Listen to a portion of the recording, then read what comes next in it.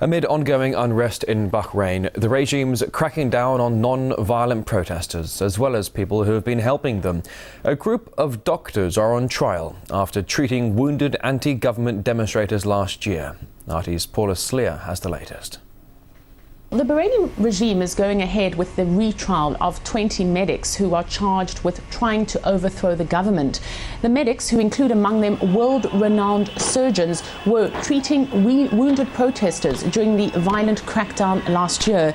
Now, back in September, a military court tried and sentenced the medics to up to 15 years. We do understand that the confessions they made were made under duress, and among the charges are incitement to overthrow the government, as well as trying to occupy a hospital.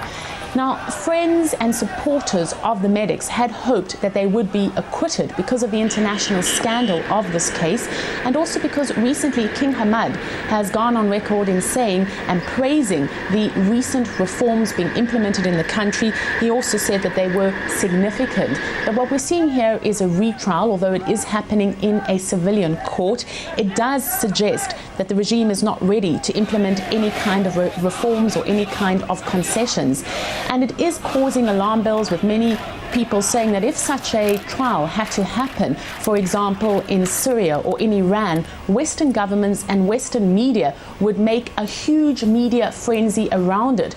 But instead, there's hardly a murmur being reported about what is happening in Bahrain. And this is despite human rights groups calling for international attention. It does seem to be justified by the fact that Bahrain is a key American ally in the region, and as such it is often a question of self-interest and whether or not it is in the interest of Washington and other Western allies to report about the growing violence coming out of Bahrain. The rallies are continuing, with demonstrators taking to the streets calling for an end to the violent crackdown of the regime. But the regime insists that it is implementing reforms, although people on the ground and activists say that these reforms are too little and are not changing the reality on the ground.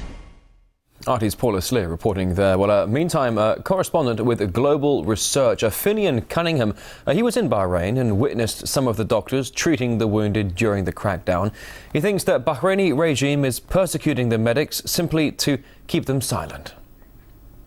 They were largely peaceful protests, and there was just mayhem and pandemonium in the main public hospital, Al Salmania in Manama. The doctors, the nurses, it was just chaos. They were doing, in my view, in my experience, they were doing a heroic job trying to cope with hundreds, maybe thousands of people coming in with terrible injuries from gunshots, birdshot, rubber bullets, tear gas.